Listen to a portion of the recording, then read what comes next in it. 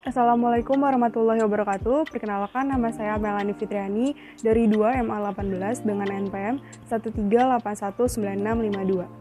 Saya akan menjawab pada soal UTS, yaitu bagaimana peran stasiun radio dan televisi pada saat sebelum kemerdekaan dan setelah kemerdekaan Indonesia.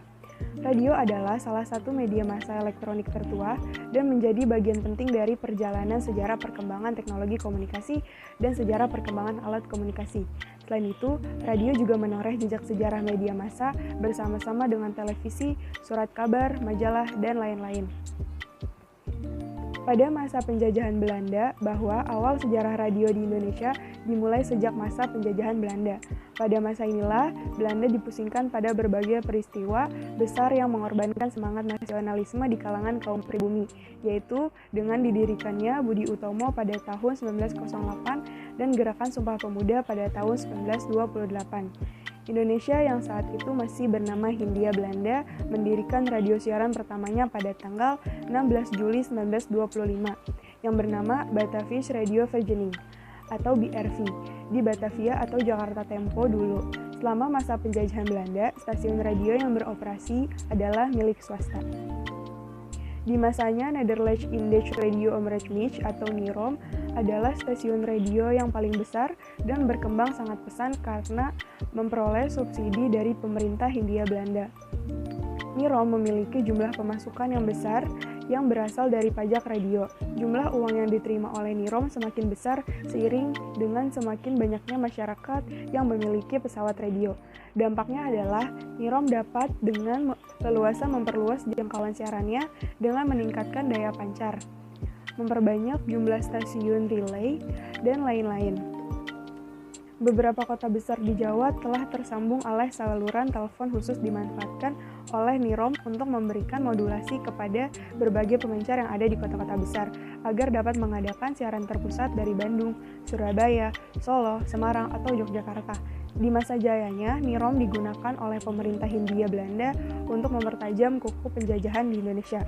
Selain itu, berbagai radio siaran swasta lain yang dikelola oleh warga asing juga hanya menyiarkan berbagai program siaran yang berisi berbagai jenis-jenis berita yang terkait dengan kepentingan perdagangan.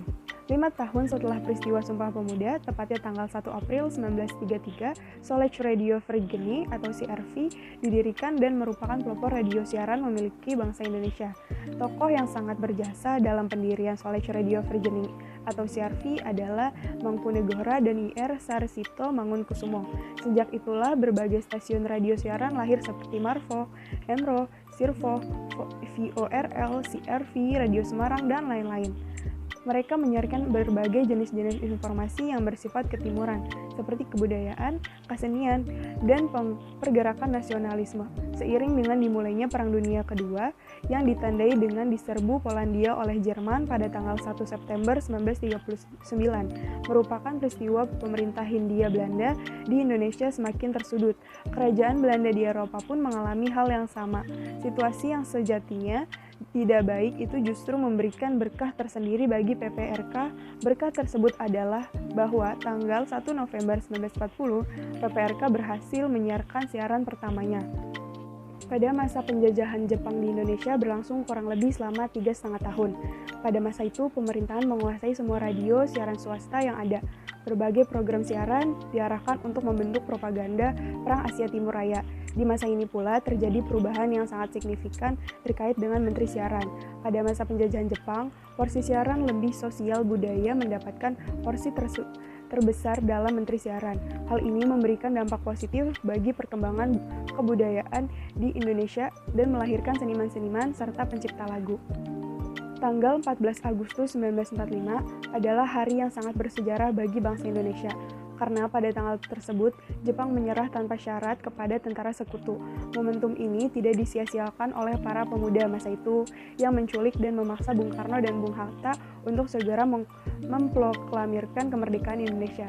Tanggal 17 Agustus 1945, Bung Karno dan Bung Hatta atas nama bangsa Indonesia memproklamirkan kemerdekaan bangsa Indonesia. Di sini, radio siaran memiliki peran yang sangat penting dalam menyebarluaskan isi teks proklamasi kepada seluruh rakyat Indonesia dan dunia. Kemudian pada tanggal 10 September 1945, para pemimpin radio yang ada di seantero Jawa mengadakan pertemuan di Jakarta guna membahas organisasi radio. Sehari kemudian, tepatnya tanggal 11 September 1945, para pemimpin radio sepakat untuk mendirikan sebuah organisasi radio dan dijadikan sebagai Hari Radio Republik Indonesia. Kemudian pada tanggal 12-13 Januari 1946 diselenggarakan konferensi radio di Surakarta yang dilatar belakangi oleh situasi negara, khususnya ibu kota Jakarta yang tidak memungkinkan untuk menjalankan roda pemerintahan. Konferensi radio yang dihadiri oleh perwakilan 8 studio RRI menghasilkan keputusan bahwa Radio Republik Indonesia berstatus sebagai jawatan pemerintah dan berada di bawah Kementerian Penerangan serta diharuskan untuk menjalankan politik pemerintahan. Pada masa Orde Lama, radio siaran diselenggarakan sepenuhnya oleh pemerintah, yakni Radio Republik Indonesia atau RRI. Pada masa awal Orde Baru, radio siaran swasta mulai tumbuh di Indonesia yang keberadaannya mengikuti berbagai ketentuan yang telah ditetapkan oleh pemerintah. Adapun payung hukum bagi keberadaan radio siaran swasta nasional Indonesia mengacu pada Peraturan Pemerintah Republik Indonesia Nomor 55 Tahun 1970 tentang radio siaran non-pemerintah. Dikutip dari laman radio PRSSNI, disebutkan bahwa dalam PP tersebut diatur mengenai fungsi, hak kewajiban, dan tanggung jawab radio siaran, syarat penyelenggaraan, perizinan, dan pengawasannya. Pada masa reformasi, radio juga tidak luput dari pergeseran peran. Jika pada awalnya radio hanya berkutat sebagai media hiburan, maka seiring dengan dibukakannya keran kebebasan pers dan kebebasan berekspresi, peran radio mulai bergeser tidak hanya sebagai media hiburan, melainkan juga sebagai media informasi. Berbagai macam-macam berita pun disajikan dan dikemas sesuai dengan kode etik wartawan yang berlaku di Indonesia. Dengan demikian, radio sebagai media massa juga memiliki fungsi media massa yang utama, yaitu memberikan informasi, mendidik, menghibur, dan mempengaruhi khalayak pendengar. Setelah radio, Indonesia juga mulai melakukan siaran televisi dimulai pada tahun 1962 saat TVRI menayangkan secara langsung upacara Hari Ulang Tahun Kemerdekaan Indonesia ke-17 pada 17 Agustus 1962. Siaran ini masih terhitung siaran percobaan. Siaran resmi TVRI dimulai 24 Agustus 1962 jam 14.30 waktu Indonesia Barat yang menyiarkan secara langsung upacara pembukaan Asian Games keempat dari Stadion Utama Gelora Bung Karno. Sejak itu pula, Televisi Republik Indonesia yang disingkat TVRI dipergunakan sebagai panggilan stasiun atau station call hingga sekarang.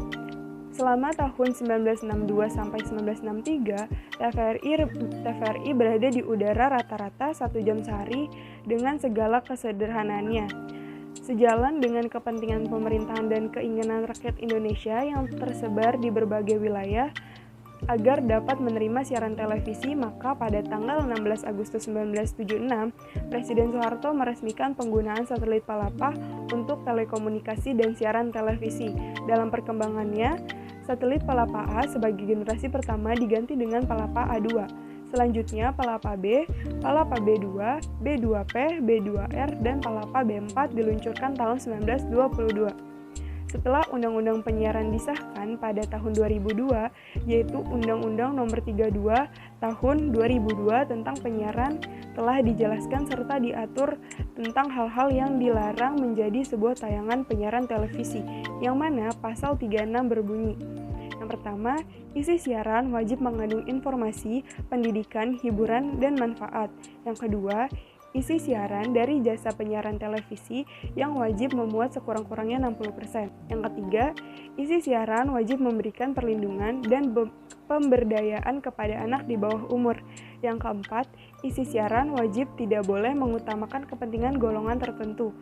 Yang kelima, isi siaran dilarang bersifat fitnah, bohong, kekerasan, rasis, penyalahgunaan, narkoba, dan merusak hubungan internasional. Komisi Penyiaran Indonesia atau KPI adalah lembaga yang bersifat independen yang dibentuk melalui Undang-Undang Nomor 2 Tahun 2002 tentang penyiaran dengan tujuan mengatur segala hal tentang penyiaran di Indonesia.